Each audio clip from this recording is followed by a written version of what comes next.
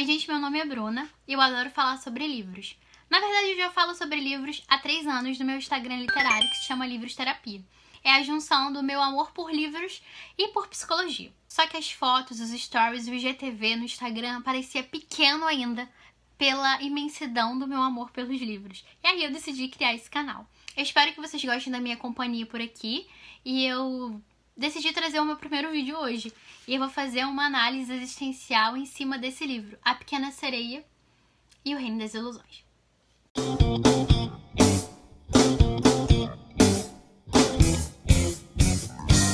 Apesar da capa linda e que a gente lembra da Ariel, da Disney, de cara, esse livro não tem nada da Disney. Na verdade, ele é anti-Disney. Ele é totalmente real. Ele é totalmente macabro. Ele te faz sentir nojo, ele te faz sentir repulsa. Ele te faz pensar e imaginar o que essas pessoas passaram. E é algo extremamente assustador. Eu decidi falar sobre esse livro, só que eu não queria ficar só no meu achismo.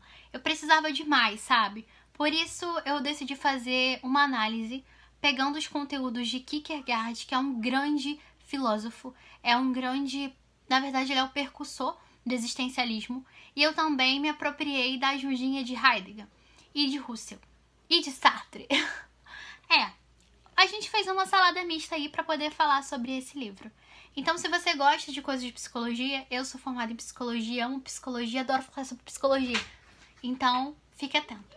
Para você ler esse livro, eu te convido a lê-lo fazendo uso da epoquê.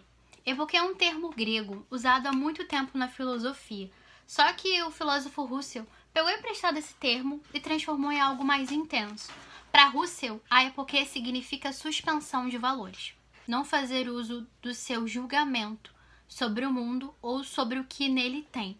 Isso é extremamente difícil, porque a todo momento a gente julga.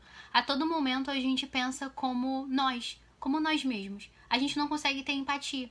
A gente não consegue pensar no outro sem pensar em tudo que a gente aprendeu. Ao longo da vida a gente lê muito, a gente assiste coisas, a gente tem as nossas próprias experiências.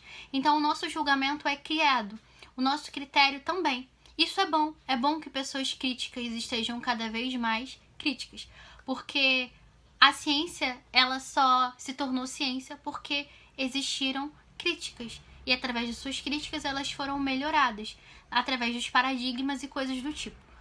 Mas quando você lê esse livro, você precisa estar ciente de que o que a autora cria é diferente de tudo que a gente vive, porque é extremo, e tudo que é extremo dói. E pra gente entender melhor sobre esse universo que a autora criou, eu acho que é muito importante a gente entender o conceito da existência humana que Kierkegaard diz. Para ele, o ser humano ele pode ter 3 estágios, e eu vou falar sobre 2 deles que apareceram no livro. O primeiro estágio é o estágio ético. É o estágio em que a Gaia está, em que, na verdade, as pessoas, exceto o Rei dos Mares, está.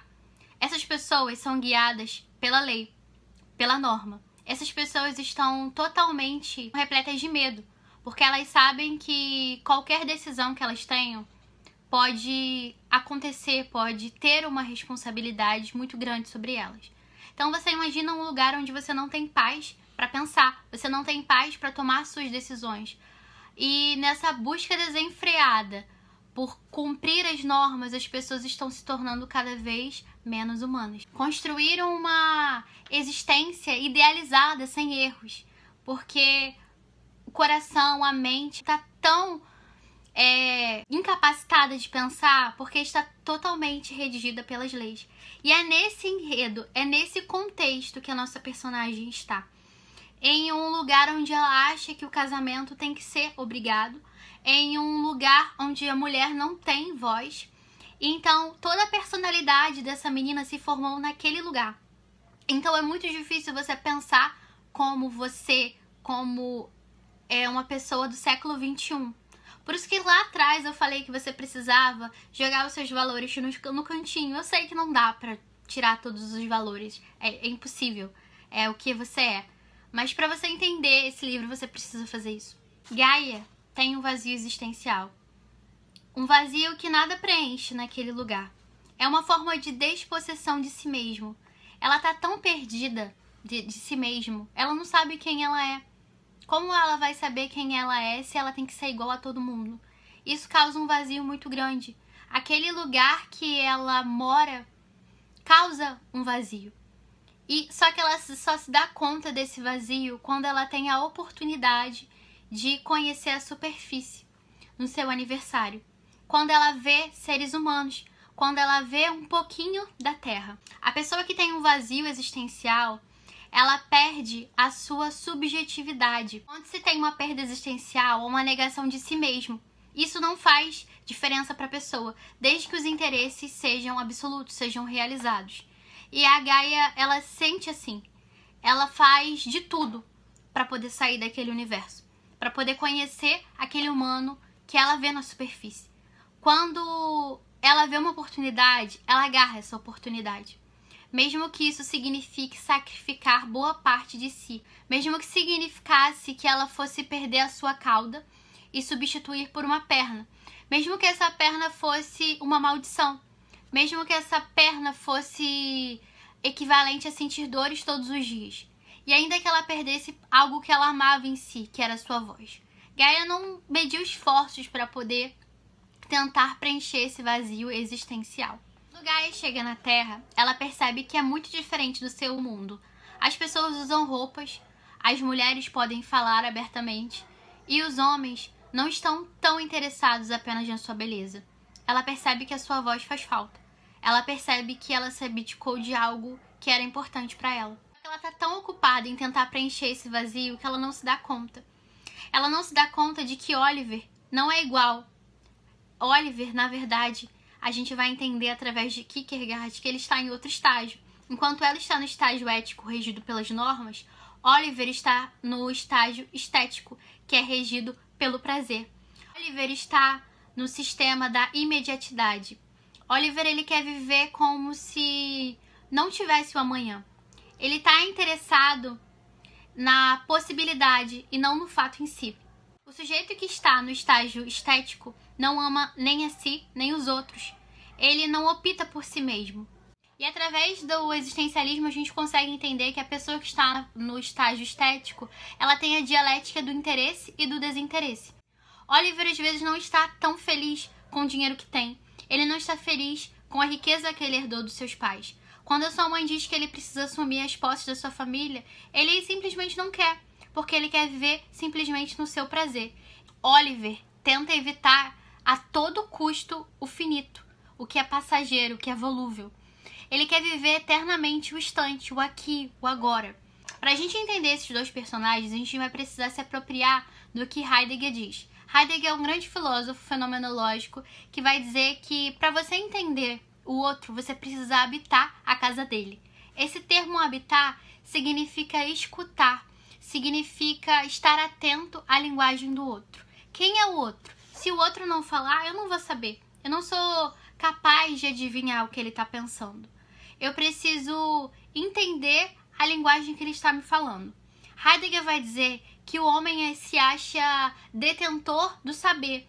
Ele acha que ele é capaz e senhorio da linguagem, quando na verdade é a linguagem que domina o homem. É a linguagem que nos faz entender quem é o outro. E dentro desse livro aqui, a gente percebe, pelos diálogos, que Gaia está pedindo socorro. Ela está perdida. Ela tem um vazio existencial. Da mesma forma, o Oliver também tem um vazio existencial. Os dois estão perdidos, em estágios diferentes. Um acredita que as normas e as regras são suficientes. E o outro acredita que o que domina é o prazer, é o aqui e agora. É abrir mão do que é sério para aquilo que é prazeroso. Quando o homem continua no estágio ético ou no estético, ele está estagnado. Porque nenhuma das duas alternativas é suficientemente capaz de tirar o vazio que existe dentro dele. O ponto de junção que vai fazer o tempo e a eternidade é a decisão entre finito e infinito. O que isso significa? Significa que o homem precisa fazer uma escolha. E a Gaia também vai precisar fazer uma escolha. Ela vai precisar decidir acabar com esse vazio existencial. A personagem precisa escolher. E fazer uma escolha significa rejeitar outras possibilidades. E isso causa uma grande angústia, porque escolher significa assumir algo. E quando você assume algo, você é eternamente responsável por aquilo. O homem é livre, mas a sua liberdade vem com responsabilidade. O existencialismo vai dizer que quando você se angustia, é um sintoma. O sintoma de que você é livre, o sintoma da liberdade. Então, quando a personagem estava extremamente angustiada, era o sintoma da sua liberdade. No momento que ela se angustiou, no momento que aquilo incomodou, ela saiu da sua zona de conforto. Ela deu um passo. Ao contrário de Oliver, que continuou no seu vazio existencial, Gaia deu um passo. Gaia saiu da sua zona de conforto. E quando você olha esse livro, sem se dar conta de que esses personagens são diferentes de nós, você fica irritado. Eu vi muitas resenhas negativas sobre esse livro. Só que quando eu li esse livro, eu só conseguia olhar para o existencialismo. Porque é muito difícil você se colocar no lugar do outro. É necessário se vestir da época, suspender os seus valores, os seus pensamentos. Só enquanto você lê, tá bom? Depois você coloca de novo, porque é essencial. Eu espero que vocês tenham gostado desse vídeo. Eu gostaria muito que vocês se inscrevessem no canal, curtissem para ajudar. Eu espero que vocês tenham gostado. Beijo pra vocês e ótimas leituras. Tchau!